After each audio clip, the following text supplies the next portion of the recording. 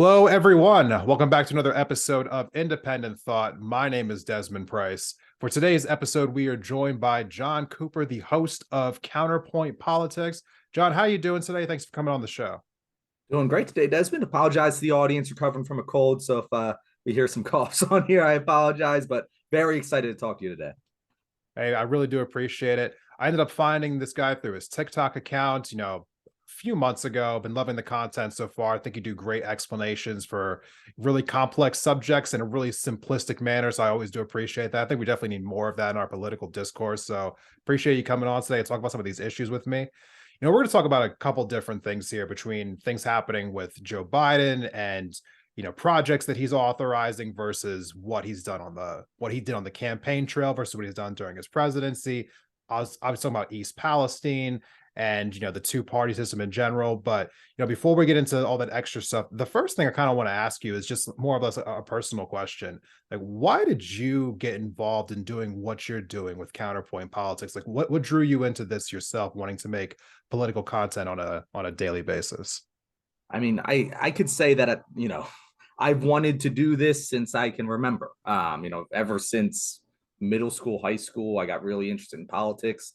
Obviously, had some different viewpoints back then than I do now. Yeah. But I've always been interested in like two things: politics and talking way too much. So I find this to be a perfect fit. And as you mentioned earlier, I really appreciated your kind of how you describe me, how I break down topics into a really simple, easy to understand manner, because that's what I try to do. I think Right. I have a knack for being able to quickly process complicated information and break it down so that normal everyday Americans can understand. And if I'm able to do that, which I like doing, it brings me joy. And if it helps explain a couple complicated things to even one person out there, I've had a positive impact in this world. You know, it's something that I strive to do myself, which is one of the reasons why I started doing independent thought. It just seems like there's so much information out there that kind of get lost, and it feels like sometimes it gets overcomplicated, and sometimes you just need someone to come in and just simplify it. I mean, I knew that I used to, and I try to do that myself now. Let me try to do that right now, actually, Okay. with talking about our president, Joe Biden. Just this week, he has authorized this new drilling project in Alaska. He's been catching some flack from it on the left, in my opinion, not quite enough. But it's kind of one of the things that I highlighted. I saw on a couple different accounts that I follow on Twitter. Shout outs to Case Study QB and Tracking Biden from the Left, two accounts that I love to follow on Twitter. But they showed video of Joe Biden in the 2020 primaries talking with Bernie Sanders in their final debate, I believe, saying how he would never, under any circumstance, authorize new drilling for the fossil fuel industry on public lands during his administration. And yet here he has turned around and done that. What is your response to that? Are people overreacting to this, or do you think that people need to be criticizing Joe Biden more for going back on one of his campaign promises? So I kind of have two minds on this. The first being me as someone who's been following this very intently, more intently than the average American. I'm like, oh, well, of course he did. I am not particularly surprised at this point in the Biden presidency, as he campaigned as the most progressive president ever. And what we've gotten is what can best be described as Obama 2.0. And that's being generous in some regards. And to me, I feel like I expected this from him kind of the whole time. When he said we're not drilling on federal lands, like I remember that. I remember that debate and going, okay, Joe, we'll see about that one. Yeah, we'll see. Like this one in particular, yes, he deserves criticism for. We should be pushing back more from the left on this issue. However, I will say, like personally, this is one of the ones where I was like, okay, I feel like this is one of those lies that you tell on the campaign trail that isn't going to be followed up on, and it turns out to have been true.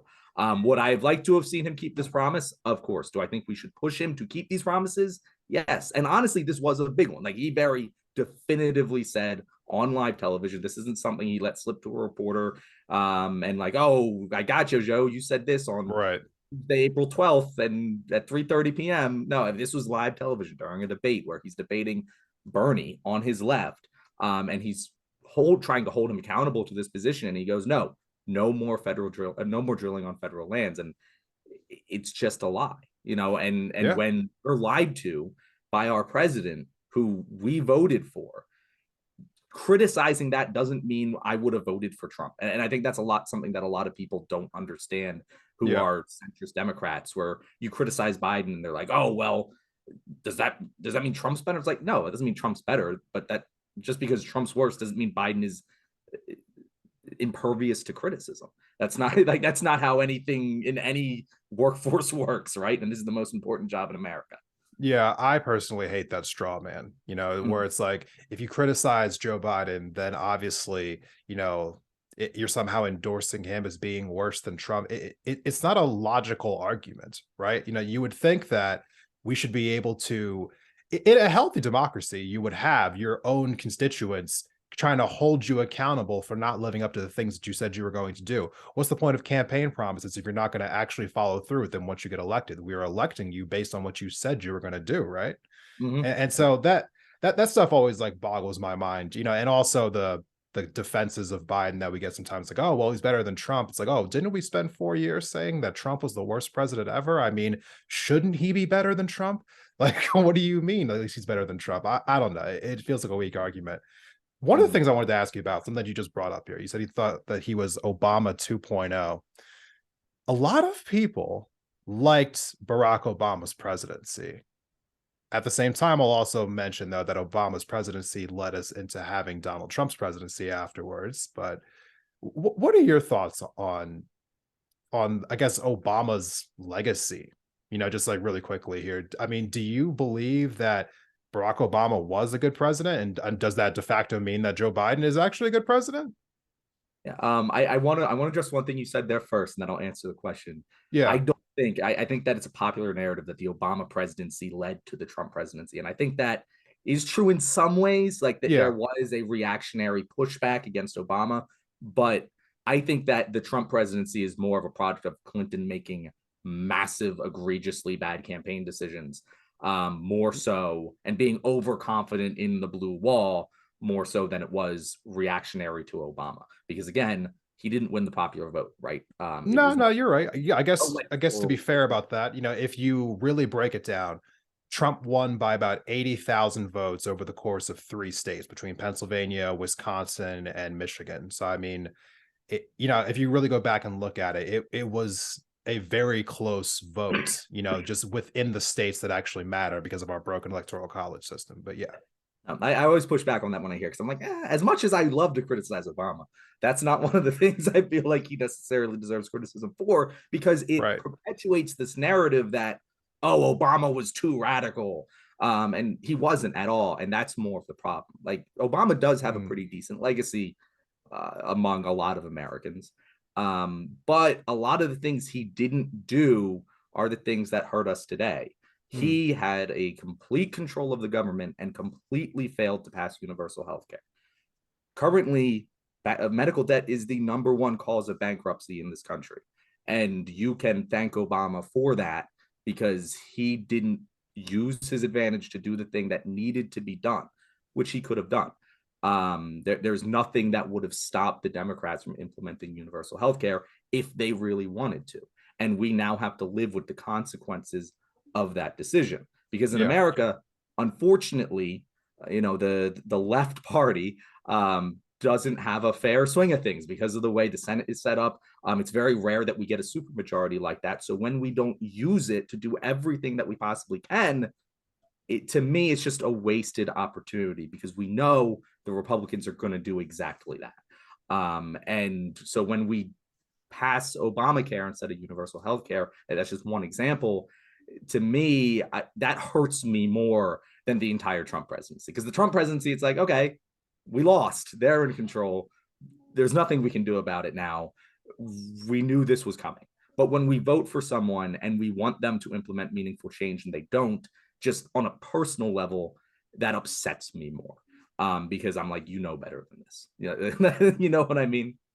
No, I know exactly what you mean. And it's frustrating, I guess, watching this all go down, like in real time, especially because I've been saying for a while now that, like, we wouldn't really need to be focusing on a 60 seat majority if we would just get rid of the filibuster. I know that there is some pushback to that, saying like, well, if you get rid of the filibuster, that's going to be intact for the Republicans when they control the Senate. I just happen to be of a mindset that I truly believe that, popular ideas will win out. And I don't think that the Republicans have popular ideas. So even if they pass things, the American people would reject them, and then they would just be overturned eventually, and they wouldn't be able to come back in the future. But, kind of going away from that for a second here, kind of bringing it back more towards Biden, I want to talk to you about some other things about, like the primaries back in 2020 then versus now, but I kind of want to just stay in the moment here a little bit. We just saw a huge train derailment in East Palestine. And ever since that, thankfully, I've been seeing the news cover more and more of these train derailments, not just by Norfolk Southern, but by trains, companies all over the country. So we're finally kind of getting real coverage on this situation, which has been going on for a while now, which is something that the rail workers were, warning us about months ago when they were trying to, potentially go on strike. And Congress has this absurd ability to actually block them from going on strike, which the President Biden did authorize. So my question to you is, going to what happened in East Palestine now, do you think that these people are ever going to actually see any justice from what happened to them? Like, do you think that they'll actually ever have a clean environment again? No, never. I think it's almost laughable to think that they might. And in a perfect world, yes, of course they would. But we saw what happened with Katrina. We saw what happened in Flint. Like when we have massive disasters in not rich areas of this country, it doesn't typically get better very quickly. And I do, to acknowledge good things that the Biden administration has done. Yeah, the EPA is holding Northern Suffolk relatively accountable for this. They're saying, hey, you're going to have to excuse me, told you I would cough. Oh, you're fine. They're saying, hey, you're going to have to pay to clean this up. If you don't clean this up, we're going to pay for it, and you're going to pay triple. They're doing it about as well as I would have expected them to. But that's still not going to make things better for the people who suffered from this disaster. That's still not going to make it a good decision to side with the rail companies and union bust the union for them, who was, right, as you said, warning about this specific situation. In my opinion, and this is going to be admittedly more radical than I think the majority of the country would support at this moment, unless we message it correctly, but I think that things like, rail infrastructure transportation should be nationalized in the same way that the highways are. And there doesn't really seem to me a good reason not to. We have, I think it's like 4,000 of these train derailments a year.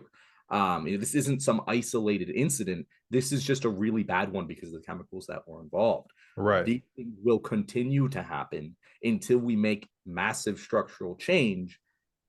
And yet no one is making those changes. So that not just the people of East Palestine are going to suffer for the rest of their lives because of this, but the next East Palestine will, and the next one after that, until we actually do something about it. Whether it's nationalizing the rail system or another solution, I think what people really just want is accountability. They want to know that when something like this happens, that something's going to be corrected afterwards. And that's what we're not seeing. We're not seeing a true correction of the EPA, as you said, has stepped in and said, like, oh, you have to clean all this up and you have to do everything that we deem as your fault, or else you have to pay triple. And that's where I'm a little weary about, because whenever I hear about any kind of political messaging, I'm always looking for where the out might be, because it always feels as though there's always an out built in. So I'm really determined as we go forward. I'm, just curious as we go forward to see how the EPA determines what exactly is Norfolk Southern's fault. Like, will water pollution be their fault? If a cancer cluster pops up, will that be their fault? It's just very interesting to see how that will go just going forward. But, people were having debates about whether or not Biden was being adequately, I guess, criticized for this, or if he was being criticized too much, or if he was not being criticized enough. And that always comes back to a debate about whether or not, criticizing Biden, really is fair or not. But the question I have to you is, do you think that, like we as people need to be criticizing politicians more, or do we not, or are we being too unfair to them? I think we need to be criticizing politicians more. The way I like to think about criticism of politicians is treat them like you do your head football coach. You know, That's a new one.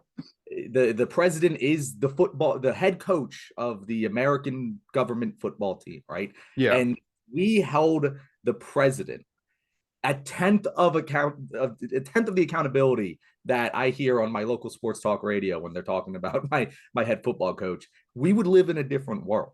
You know, if we really treated this like do or die, we got to win the Super Bowl every year.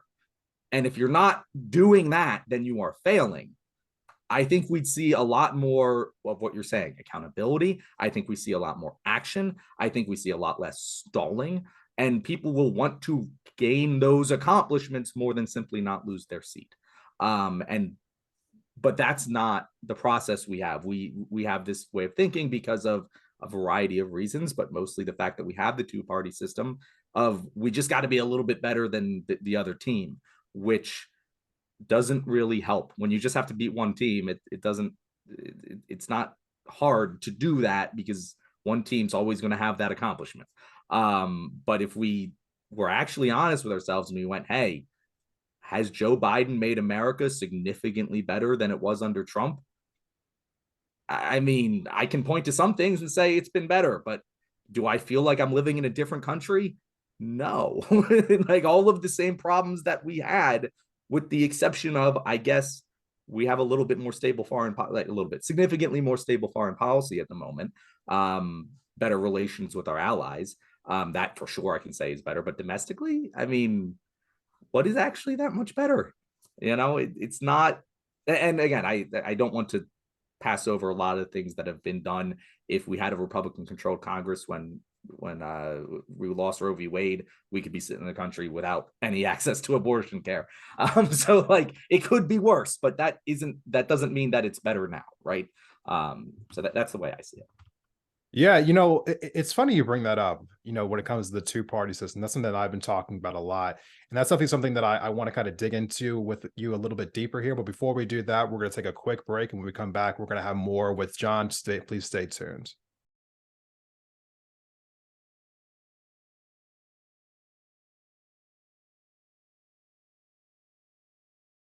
Welcome back from the break, everyone. Thank you for sticking with us through this episode of Independent Thought. Now, before we went on the break, we were talking about the two-party system and kind of how it creates the kind of mess that we're in right now, where we have choices of like really Biden or Trump. Just really quick question. Are you familiar with like ranked choice voting? Very familiar, yes. I have been a proponent of this for a little while now. I have people that I know who are within the Forward Party. Like I actually, fingers crossed, I'm supposed to have Andrew Yang come on the podcast here in a couple of weeks. So hopefully I'll be able to ask him about that. And it is something that I feel like we desperately need personally, because at the end of the day, you really can't challenge the Democratic or the Republican Party without going through the process of, going through their primary system and jumping through all that hoops and building a massive like name recognition. And, it just feels like a giant mess. I would love it for people to actually be able to truly run as an independent, not like independent as like a centrist, but just like independent, like nonpartisan, so that you can be held up on your ideals versus like just like, are you a true Republican or are you a true Democrat, where you're basically just having to appeal to a certain block of the party, right? But it seems as though more and more people are, I guess, parties in certain states are trying to prevent this from happening. Do you think that ranked choice voting is actually like a threat to establishment politics, or do you think that it's not actually going to do as much good for our voting or for our country as people might think it might?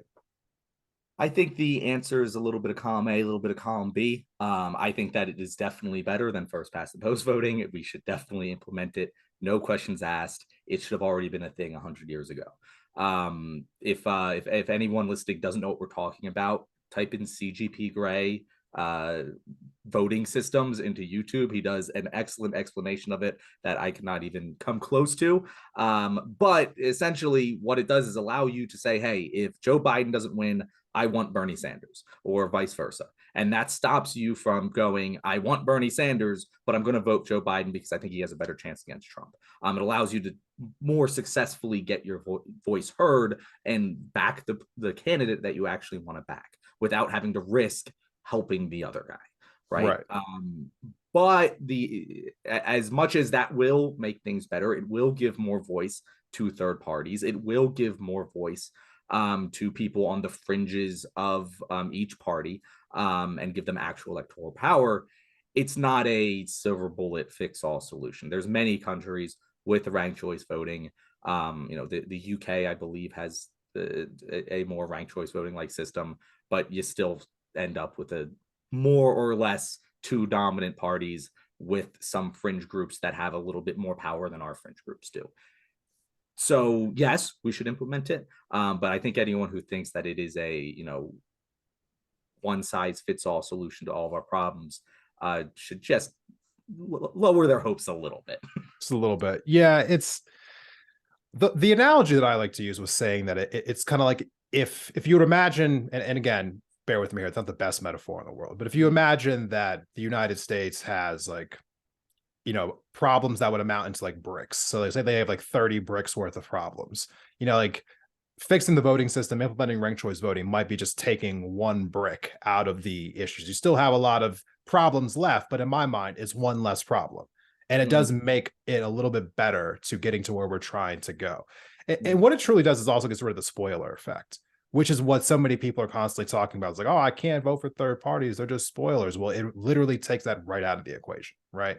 And as you mentioned, other countries have this, like the UK, for instance, other countries in Europe, they have these kind of systems where they have multiple parties running. And so obviously those countries still have problems, but, I do think it is a better system. Speaking of those other countries, though, another thing that they have that we don't, universal healthcare.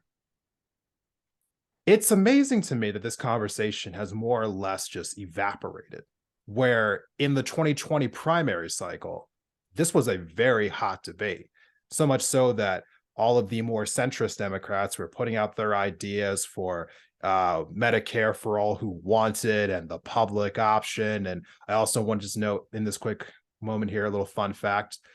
President Biden promised time and time and time again to implement a public option onto Obamacare. And I want you to know that since he's taken office, he has not even uttered the words public option. That's a fun fact. But kind of going into this is my question for you here. Do you think it's even possible that we even get to universal healthcare now, given the fact that we've backtracked from the conversation so much? I'm going to say something that is probably going to surprise you here, but I think of all of the, more progressive wish list items, universal healthcare is at the top of the most likely list. Oh, okay. I say this because of the many conversations I've had, in what I do with Counterpoint Politics. One thing I do is I go live and essentially treat it like sports talk radio. Right. People come in, I chat with them. And the number one thing that I have been able to change people's minds on is universal healthcare. And the reason for that is it's utterly indefensible that we don't have it. There is really no leg that people can stand on when, and again, I'm not like debating them, I'm not berating them, I'm asking them questions. I'm presenting them with the facts and being like, okay, so you don't support universal healthcare, why? And they're like, oh, we don't want to pay more taxes. And it's like, okay, but did you know that when you include taxes in the price of healthcare, we still pay more per capita for healthcare than any other country in the world? Oh, yeah, really? I didn't know that. Well, and they're trying to figure out why that is. And it's like, well, just think about it. What did you see during the Super Bowl? How many insurance commercials did you see? You know how much those ads cost? right. You know why they're able to spend that money on those ads? Because they're overcharging you. Because all of the money that's spent on advertising, all of the money that they take is profit. I mean, this is insurance. What we're just doing is moving it from the private sector to the public sector.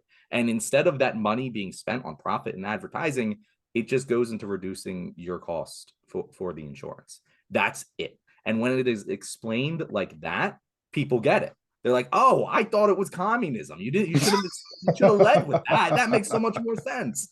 And that is the number one thing I've seen people's minds change. I've had people reach out to me that I've known in the past who I know are Republicans and been like, yo, dude, I love what you said about this. I've never thought about it that way. This makes so much more sense now. And I do think that a concentrated media effort to explain this and get this in front of people would be effective in at least very much pushing public opinion all the way towards universal healthcare, because it's one of those issues where there just is no, like, there's literally nothing we do better than the countries that have universal healthcare. Like they have better health outcomes than us across the board. Some of them have individual health outcomes that are worse than our individual outcomes, but across the board, we're not the healthiest country in the world, and every American knows that. Everyone hates dealing with their insurance company. Everyone hates trying to figure out what doctor they're going to be able to see with their insurance. And I think that everyone saw how easy the COVID shots were who took them, which is still a large majority of America. And they're like, oh, this is universal healthcare. This is how easy it is. Just go to the doctor and they give you what you need. And I would not be surprised to see that one actually be implemented. Again, it's a massive uphill climb because of a variety of reasons, including, there being money and lobbying in Congress. But I do see it as one of the ones that I would not be surprised to actually get accomplished.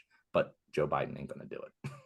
So when I do hear pushback about universal healthcare, because I've mentioned to you before that I have people who disagree with me, who follow me on Instagram, listen to my podcast, so on and so forth. I actually just had this conversation just today where I posted on my Instagram story, do you think we need universal healthcare? Had people DM me in response and they gave me their objections. The most common objection that I hear is that people are just weary of the government having control over who gets to decide what care they get, versus, I guess, now where they feel more comfortable with an insurance company having that decision. But I guess since you do this pretty consistently, give in real time here, what would be your response to somebody who's worried about that?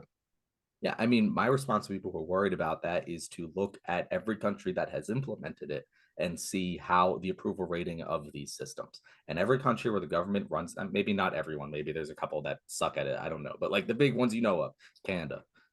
Canada's a little slightly bit different, but like Canada, France, the UK, these countries that we know about have very high approval ratings. People like the service that they're receiving. And I always hear, well, you want the healthcare to be run like the DMV? And it's like, no, the DMV is run poorly. I want it to be run well, like it is in France, like it is in the UK, right? Or like it was in the UK.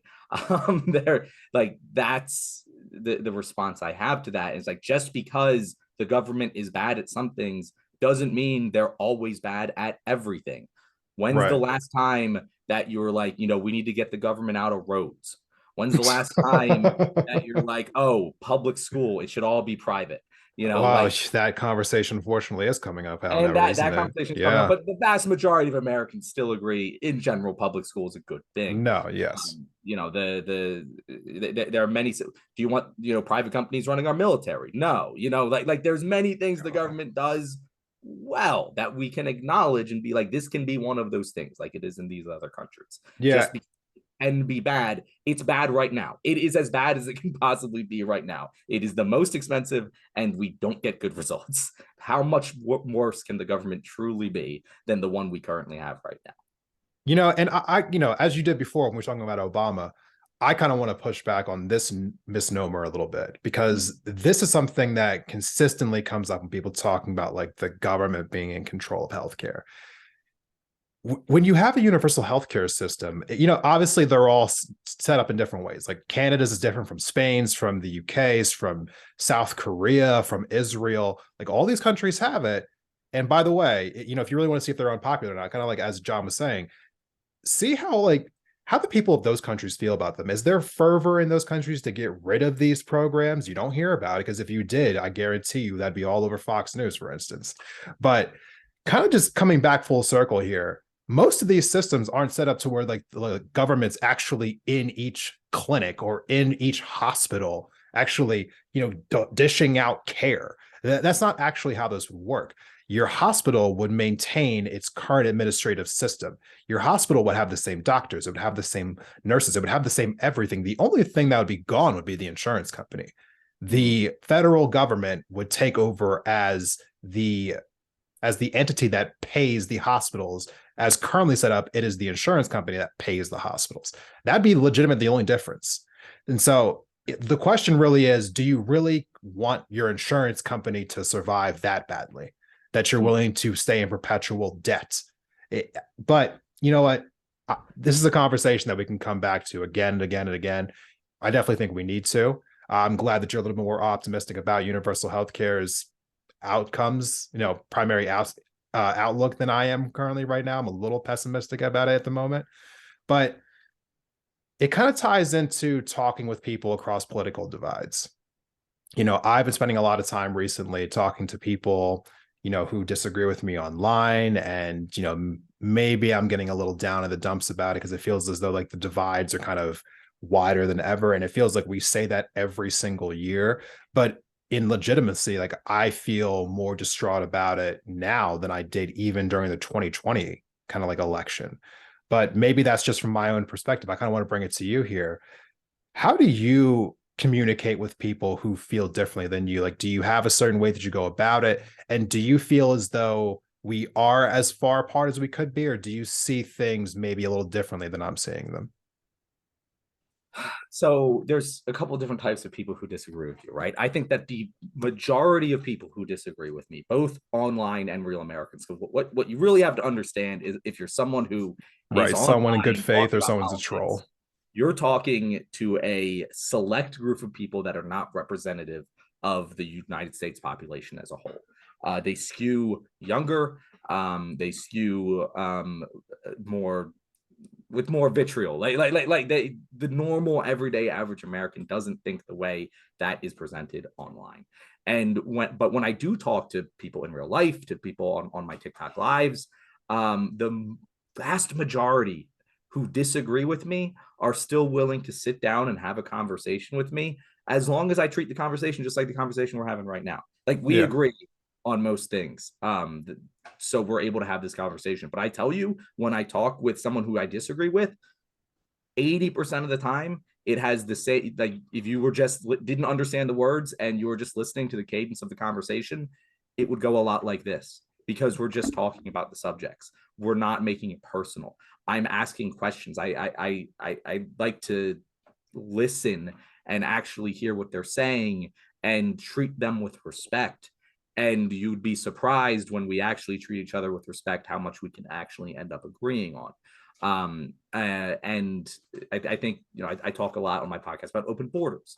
And I had a whole conversation. Someone came in hot and they're like, we can't let these immigrants come and ruin our country, blah, blah, blah. And I said, why? What's the problem? They're like, oh, they're bringing in drugs. They're bringing in this. And I was like, yeah, where are they bringing it over? They're like, they're bringing it over the border. I'm like, exactly. And why are they bringing it over the border? Because they just want to come to America for economic opportunities. Perfect. Exactly. Do you think they would do that over the border if they could legally do it through a port of entry? And they're like, oh, no, I guess not. I was like, well, if we open the borders and let anyone come in through a legal port of entry, they're not going to be able to bring the drugs over the border now, are they?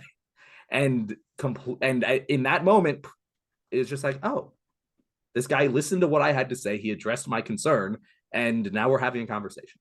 And that's just one example. But like, as long as you listen to what they're saying and address the things they're talking about, things they care about, and don't treat it like their issue doesn't matter, because it matters just as much as your own, then you can have a conversation with these people, and you can do it. Now, you do get the jerks out there, and with them, you just kind of got to put on a happy face and get through it and try not to succumb to anger, to frustration. We're all human. I've done it, but I'm not proud of it. I try to be the person who's always open-minded and willing to have a conversation, no matter how angry, the person across from me is. It's a good policy to have. I mean, I have kind of gone the direction of trying to just figure out whether or not someone's being legitimate or if they're just being a troll. And when it comes to trolls, my new policy has just been not to engage them anymore. I don't think they want anything substantive. I think they just want to dunk, on people, and I don't got time for that anymore. I mean, That doesn't feel like a good use of energy. But, Mhm. Jon, I really do appreciate you coming on the show today. I appreciate you taking the time to talk with me about these issues.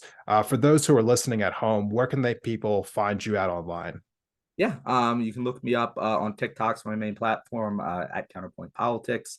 I'm on Twitter at Counterpoint USA. Someone else took Counterpoint Politics, and I believe Instagram is also at Counterpoint Politics.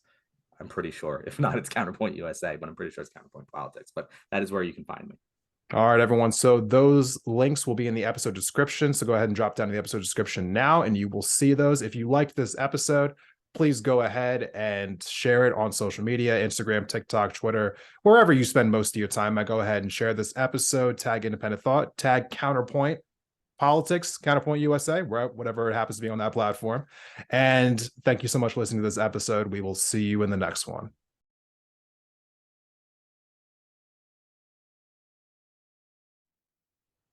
All right, everyone, we are here for our fifth epilogue of this season. Did not have one last week, have one this week. I'm not sure if these will be every week, but this is just how it goes. Still here, joined by our guest from earlier in the week, Jon from Counterpoint Politics. Jon, welcome back for this extra conversation. Appreciate you staying with us through this extra portion here. Of course, glad to be here. We had, unfortunately, before this, weren't recording this part, or technically was, but you know how it is. Talking about diversity, equity, and inclusion. This is a topic that people have been hammering over and over and over again. And I think it's fallen underneath the umbrella of what the right calls wokeness, which I don't even know if there's a real definition for it anymore. It just feels as though, personally, I think the Republicans just throw that term onto anything that they don't like. They're just like, it's woke. It's just like a catch-all at this point. But going on to the merits of DEI, it's something that I want to be honest, I feel conflicted about, because I think I can argue it from both sides. And, like on one hand, I understand why people are advocating for it in the first place. You look at our nation's history, it has done nothing but been preferable to people who were straight white men. And for the longest time, you had to be a Christian. This just goes back for centuries now. And due to that fact, there was a unbalanced outcome of opportunities just in every sector of this country that you can think of. And so now, after finally spending years talking about it, people are trying to address that by essentially going out of their way to put more people into positions of power, people of color, women, people who are LGBTQ. And now it seems as though there's a revolt against it, being like, oh, well, it's not merit-based, so how dare you do that? Because you're not putting the best people in the best positions. But the idea was that we were, and a lot of times we were never putting the best people in the best positions, because we were just putting people in there because of their status of some sort or another. So on one hand, I can get the argument that people have about, like, oh, we just need to be putting the best people in there as possible. But I also get the other argument that we've never done that, so we have to find a way to overcome this systemic oppression that's happened over years, which has led to people in these, I guess, other groups not having the same systemic, I guess, well, not systemic, but like generational wealth that current, white families mostly have at the moment. But where do you fall on this in the middle here? Do you think that DEI, these type of initiatives, do you think they do more harm than good? Or do you think that we need them in place to overcome, I guess, our history? I think that they sometimes do more harm than good. And in order to have an honest conversation about how to address these issues, we have to acknowledge that not everything that the people on the left has ever said has been 100% right. Diversity, equity, and inclusion sometimes is good. And I think a lot of times gets a bad rap because you look at it from a single company perspective, right? And they end up hiring a South Asian woman in this role instead of a white man, right? Yeah. And chances are in that company, the South Asian woman and the white man probably were equally qualified. These companies go through thousands of resumes. They were probably equally qualified, and they ended up going with the background that wasn't represented in their company so far, and that has value in and of itself, which I think the people on the other side of this also need to recognize, that having a diversified set of views, just like diversifying your financial portfolio, is a good thing. You know, it covers your blind spots. You know, the story of Cheetos, like Flamin' Hot Cheetos, came from a janitor at Cheetos who was Hispanic and was like, oh, these aren't hot enough for my people. And so he made a Flamin' Hot version himself and he pitched it. And What? I didn't even know that was real. Okay. yeah. But like, you know, that's just an example of how like it was all white people at the top. They didn't know what, you know, real heat was, you know, from a perspective. And then it was one of their most profitable items, you know. Yeah. And having those diverse perspectives does help. However, I think the left also needs to acknowledge just trying to force a number, to force a quota for the sake of doing it, especially when looking at it from a macro point of view on a large scale, isn't going to work because the math doesn't math. If you have, and looking at, say, engineers, you know, if you try and force a 50-50 across the board, engineers at every company, men and women, it's just not going to work because the labor force is 85% men, 15% women. And you just can't have a 50-50 split everywhere. The thing that needs to be addressed isn't the end product, it's the starting point. Because without, you know, any interference from our society, men and women are equally likely to be an engineer. They're equally capable of being an engineer. And the natural distribution of men and women in the engineering space would be 50-50 if we didn't have the societal systemic influences discouraging women from becoming engineers. And so you're right. If you end up hiring a less qualified woman just to fit a quota, that is bad. They are completely right about that. However, the current system, we have that like bottom 40% of male engineers right now aren't competing with the women who aren't there because we haven't encouraged them to join the engineering labor force. If those women were there, if we had encouraged women the whole time and we quadrupled their number to be equal with the men, then those men wouldn't all have jobs. They wouldn't all have the same jobs because they would have competed and been replaced by a lot of the new women joining. And those positions would have been upgraded. So currently, that position is running at a deficit. And it has been for all of human history. And so this diversity, equity, inclusion, it has to be looked at holistically. If you want it to happen in your lifetime, that we have equal representation, it's not going to happen. It doesn't work that quickly. And you have to acknowledge that on the left. However, you also have to acknowledge on the right that it is a positive thing that people are presented with equal opportunities in this world and that we have multiple backgrounds represented in various areas of industry and politics and media. Yeah, it's not surprising, but it's still uncomfortable to see the level of backlash that these initiatives are getting around the country. You know, because it feels like you know where it's coming from, you know, even though we all, I mean, no one's really kind of like saying it that much, but we all kind of like know where the backlash is coming from. But, you know, without going too deep into all of that, because I could probably spend a whole episode talking about like why there's so much resistance to these things happening in our country. I want to kind of take like a little bit of a pivot to another issue that has people discussing it quite a bit in the news. You know, not so much in the last few weeks, but obviously every time there's a mass or every time there's a police shooting, we always talk about police reform. Mm-hmm. And I think one of the first videos that I came across of yours was you talking about, you know, police reform. And this is a hot subject. I mean, even people on the left are divided about whether or not the police, you know, like whether they need to exist at all or whether they need to be defunded or what to do about them. But, you know, even though it's not in the news cycle at the moment, it's only inevitable that it comes back because it feels like it's every couple of months at this point. From your perspective, what needs to change when it comes to the police? And how do you sell that to people who might disagree with you? I mean, I think the number one thing that needs to change about the police is for us to be honest and define what the police are for. A lot of people in this country don't know that, legally speaking, the police are not required to protect and serve. That's what the Supreme Court said. Yeah. And if we're going to come to some conclusion on the police, we have to first determine what it is they're supposed to do and be honest about it. If what we want them to do primarily is to reduce crime, then sure, okay, I'm 100% for the police reducing crime. Police are a necessary requirement in order to address crime. You're just going to have them at some level. The question then becomes, okay, do we need more or less? Is spending more on police the thing that is going to reduce crime the most? And 9 times out of 10, that's not the case, because we spend more on police than any country in the world, and it doesn't reduce our crime. The answer isn't more policing, it's better policing. It's more efficient policing. It's, do the police really need to respond to this mental health call? Is that really who we should be sending to deal with with XYZ?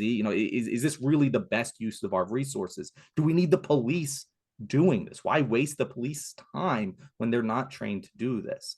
And so, like, those are the questions we need to be asking if we're going to reform anything. I think the people on the left who are like, ACAB, blah, blah, blah, blah, blah, I understand their entire worldview and how the police are an arm of the state that is used to repress, progressive movement. Yeah. And that can be true. That can 100% be true. But if you talk to your average cop, they have no idea what you're talking about. They've never heard anything about Marxist theory. They're just a dude who wanted to protect their community, and maybe that cop is the racist, terrible person that, like, you think they are, but chances are they're just a normal guy trying to do what's best, just like you or I, and they've just had a different influence in their life. And yes, they're part of a system that is used to stop change that is needed, but they don't know that. And the average American doesn't know that.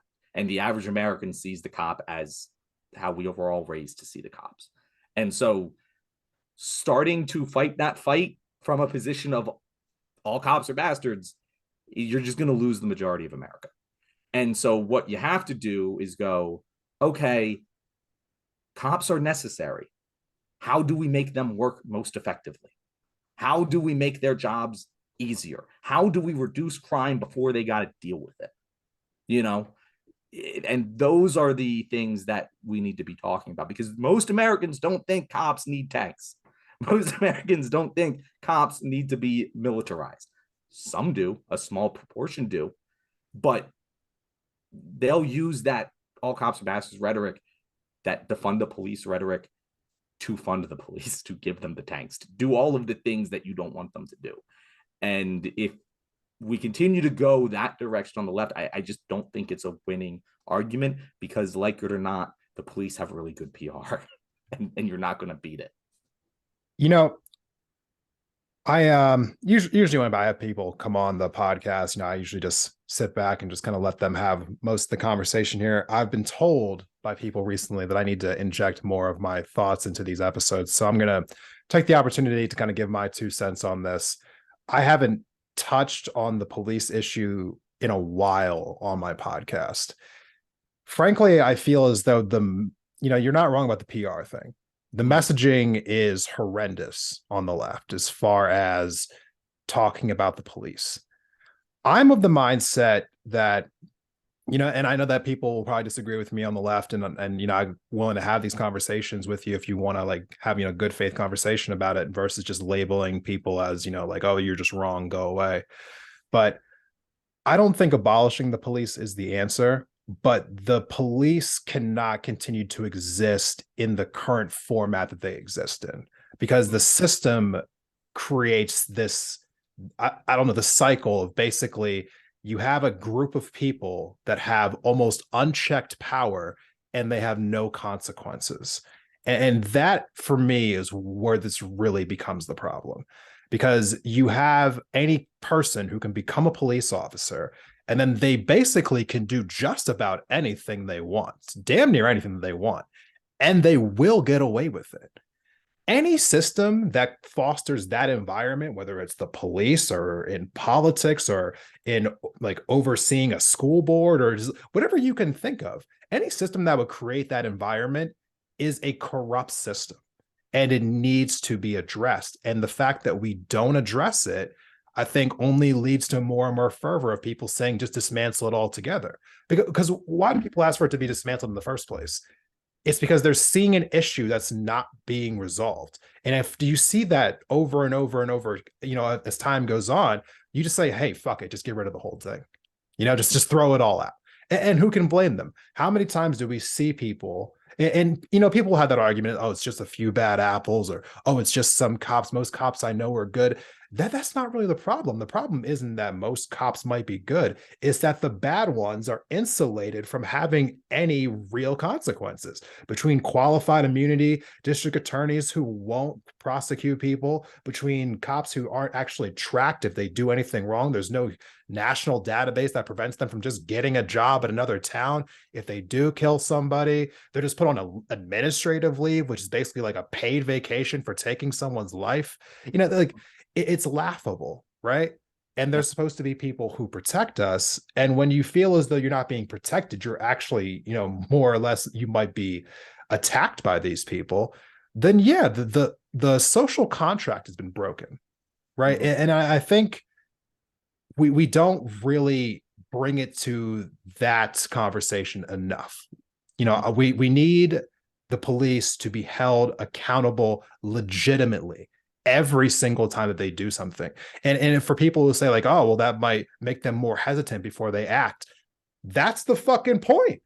That is the point. Of course, like that is the exact goal. You want them to think before they act, because the fact that they're not thinking, that they're just pulling the trigger and killing people, that's why we're here. And that's why we're talking about this. And so it's for both for me, abolish the police. No, but the system needs a massive amount of reforms, a massive amount.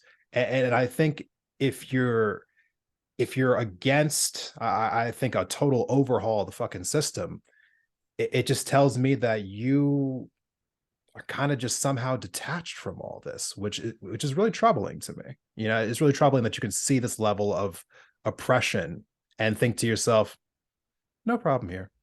One thing that I have found sometimes works to break through to people, both in the middle and on the right, is they see the riot, right? Yeah. And they're like, I'm so upset about this riot. This is terrible. They're destroying this country, blah, blah, blah, blah. I'm like, okay, whose job is it to stop people from rioting? The police. Well, don't you think they're doing a bad job at that? If the actions that they took directly caused a riot that they cannot stop, don't you think that maybe they need to change what they're doing if they're regularly causing people to riot?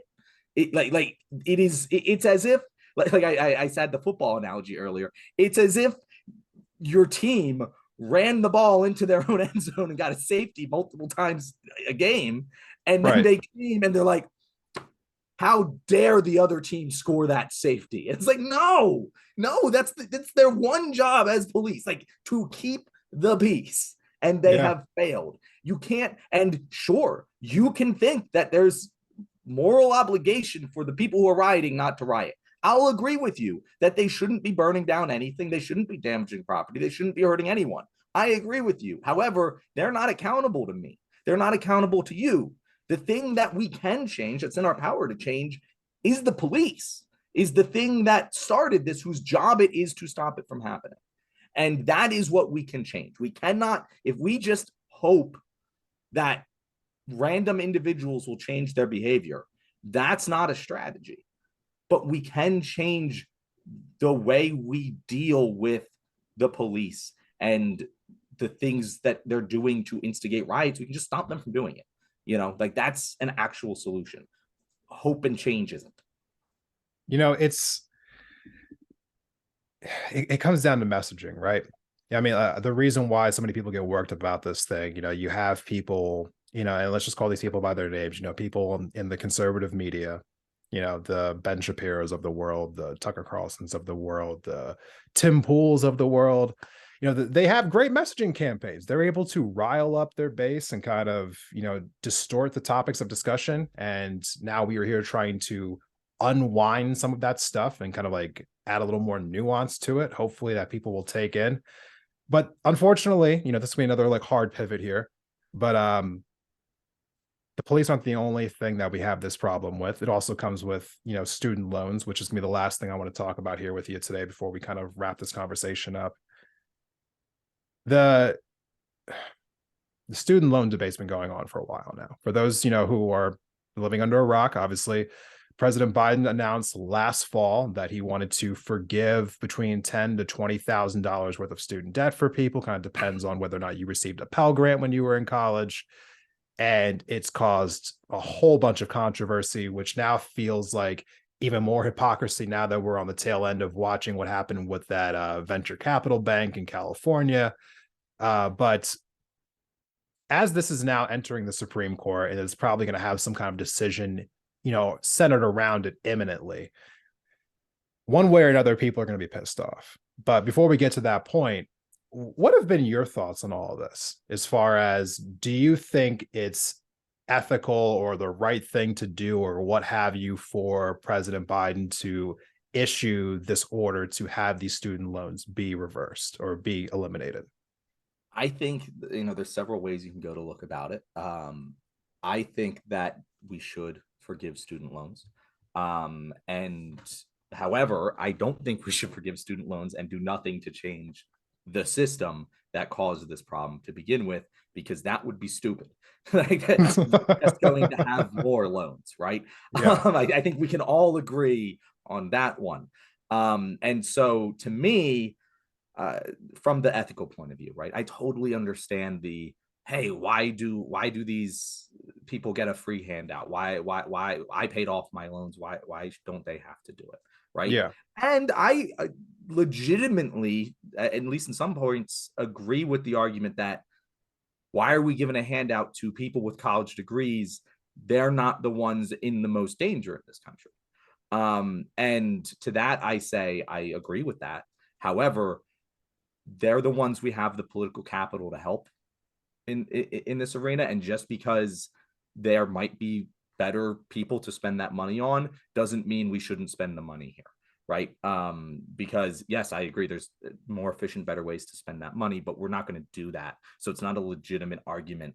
Like if it was on the table, hey, universal healthcare or student loans, or hey, which honestly, universal healthcare wouldn't even be spending money because it would save us money as a country. But either way, hey, universal basic income or student loan or whatever, I would go with, helping the poor people in this country before the people with student loans. But that's not on the table. It's just not on the table. So we're just discussing this in itself.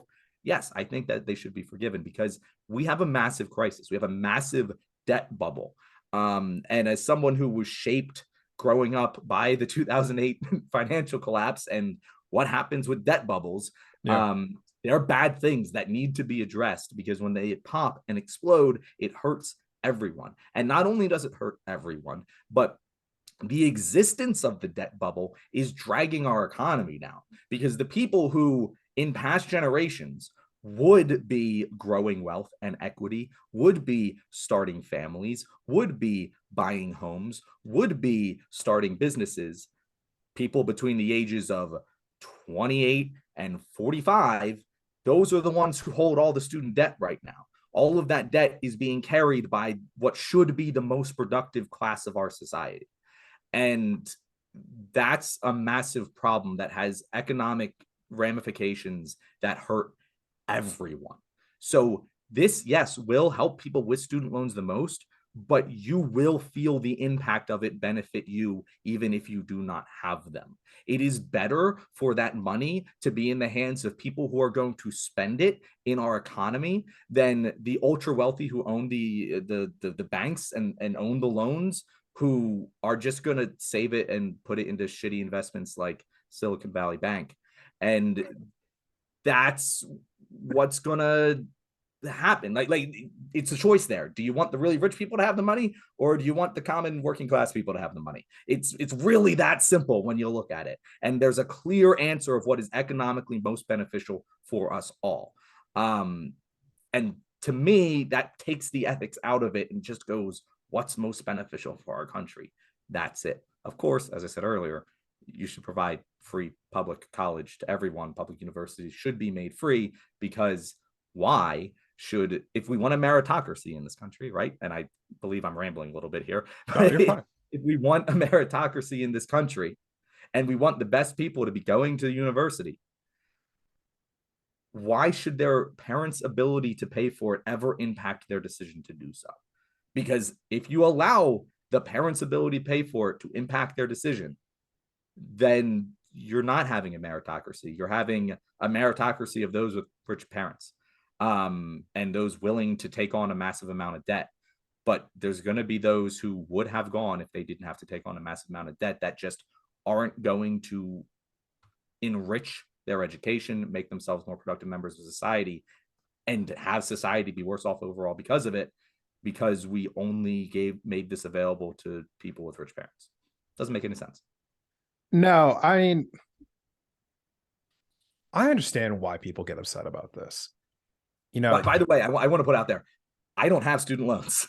I don't have a dog in this fight. right. I'm saying this completely. I'm the person who doesn't have the loans who would be hurt by this. Like to give the audience some perspective.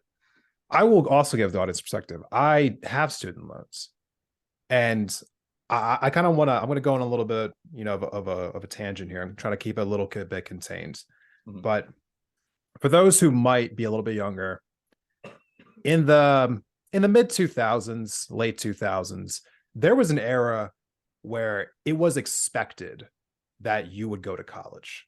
It wasn't if you would go to college, it was which college were you going to? Like every place you'd go to, everyone would talk about like, oh, you got to go to college. You have to go to college. It's the only way that you can compete in this economy. Basically, everyone was guilted into it. Even people who had no desire to, they felt like they had to go, right? So you had a whole generation of people who had to go to college, or at least in their minds perceived it as much, right? And now, one of the things, I was one of those people who I had to fill out for Pell Grants and for student loans and, so on and so forth. And when you're going through FAFSA and you're trying to apply for these things, in there, they actually show you the graduation rate for the school that you're applying to. I went to the University of Montana here in the city that I live in, Missoula, Montana. The graduation rate for the University of Montana when I was going to college here in 2010 was 42%. 4 out of 10 people who started college finished. So, which also means that 6 out of 10 people left without a degree. A lot of people leave without degrees. I know plenty of people who went to college, racked up thousands of dollars of debt, left without a degree. So there's this misnomer out there that everyone who's getting this relief right now is somehow this like engineer or this person with a master's or these doctors and these lawyers. It's bullshit. It really is. I live in a town full of people who went to college. Like this whole town is filled with nothing but people who went to University of Montana. There are thousands of people who went to college for every single thing that you could possibly think of, don't have a degree, and they are stuck paying off these loans for years and years and years, basically just paying off interest. You can't even touch the principal. I know people that went to college 10 years ago and still they have more debt now than they did when they first got out. It's insanity to me. So the system is not really, we're not really talking about it, and I think in a fair way. We make it sound as though that everyone who went there is somehow this rich person and we're subsidizing the rich. That's bullshit. That might be the case for some people. It's not the case for everyone. It's not the case for the majority of people, I would have to assume. And even for the people who did graduate, we are talking about what? How many people actually go to college who do end up with these really, really high paying jobs? They're still in the minority. How many college graduates do you know who are working at a service industry job right now? Right. Or who are working in an industry that doesn't pay that well? I mean, people go to school to become a teacher. Still required a college degree, by the way. People who go to school to be a teacher who are now making less than a bartender does, who are paying off years and years of student debt. Can we, I want to focus in on that point, because teachers, we need teachers. We have a teacher shortage.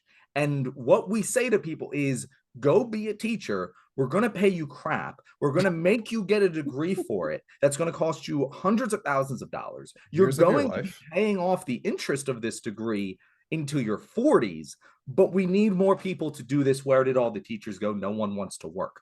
Well, no, duh, because the system you made to generate teachers in this economy is stupid. And people always like to talk on the right about taking personal responsibility. And Yeah. I always throw back at them that we need to take collective responsibility for our collective failings. The government Yes. needs to take personal responsibility for when the government failed. And this entire crisis is that it's the government deciding, instead of providing free college education, we're going to back student loans. And by doing so, they gave the for-profit private college system the free reign to increase tuition as much as they possibly wanted, because the check was backed by the government. It was never going to bounce. And in doing so, continued to tell 18-year-olds, hey, as you said earlier, when I was growing up, when you were growing up, it wasn't, are you going to college? It was, which college are you going to? Right. And when every adult in your life is talking to you like that, and you're it doesn't really feel like a choice. Old, it's not a real choice. Like if, and here's the thing, it's like, oh, you're 18-year-old, you can make a decision. Yeah, you can. And some people didn't. But what idiot would put that much economic leverage in our economy on 18-year-olds making decisions to take out a mortgage? Like, that's so dumb. And on top of it, to give these for-profit financial institutions the ability to profit off of it with points on it. They got points. I completely blanking on the word. With right. What is the word? What is the word? Which is profiting off of the interest. Profiting the interest. Off of there you go. My mind completely blanked on that. Yeah. They profit off the interest. That was a decision they didn't have to make. They didn't have to allow interest on these payments, or at the very minimum, in order to just keep them financially stable, have bare minimum like 1.5% interest would have made the whole thing stable. Instead, we have large interest payments for no reason. We're like, it doesn't make sense. We want people to go to college. We want people to become teachers and doctors and lawyers and all the things that we need. And we're just going to let the people who have the money profit off that need with no benefit to the common good. Like, it doesn't make sense. Take some personal responsibility.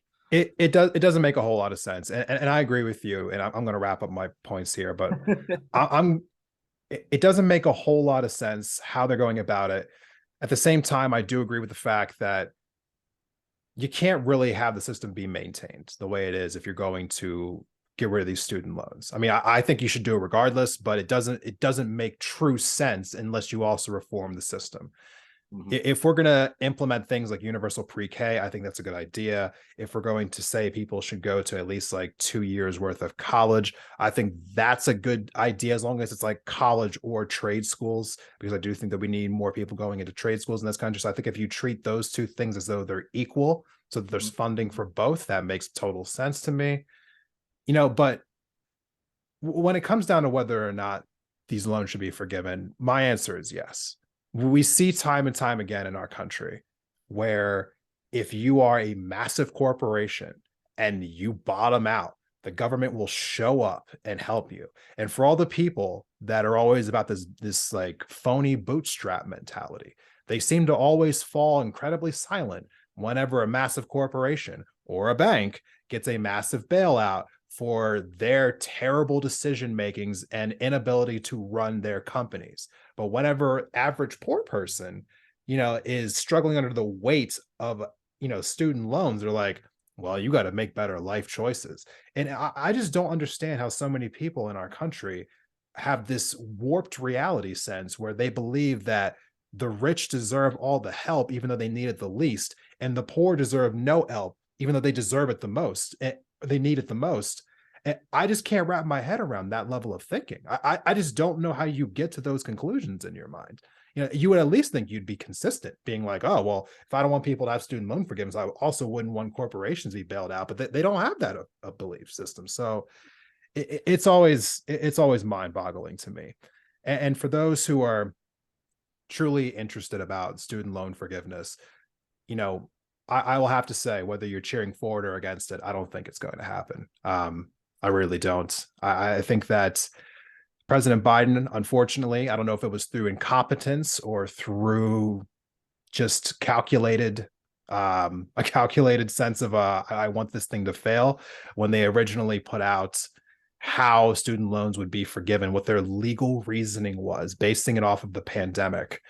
That's not going to fly when the Supreme Court hears that argument. They didn't have to choose that legal reasoning. There was actually other legal reasoning that they could have chose that would have allowed this to easily cruise through the Supreme Court. They didn't do that. There's a reporter for the Washington Post by the name of Jeff Stein, who has been covering the Biden administration the entire time. And when he was asked about why they chose this legal reasoning versus the other ones they had available to them, he was baffled by this.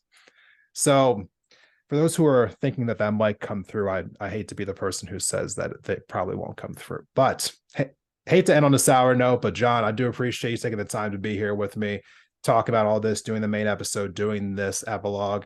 For one more time, for people who weren't here for the main episode, where can people find you at online to learn more about you and what you're doing? Find me at Counterpoint Politics on TikTok. That's my main platform. Also have a Twitter handle of Counterpoint USA and Instagram. I said this earlier, haven't looked it up, but I'm pretty sure the Instagram is Counterpoint Politics. If not, it's Counterpoint USA. If you go to the TikTok, I have a link tree with all of it. It'll make it quite easy for you. But yeah, thank you for having me, Desmond. Of course, Linktree is the best. It is. Yeah. All right, everyone. For those who are interested, those links will be in the episode description. Go ahead and click into that now. You will see those links. If you like this episode, please share it on social media. Tag Independent Thought, tag Counterpoint Politics. And for everyone out there, we will see you in the next episode.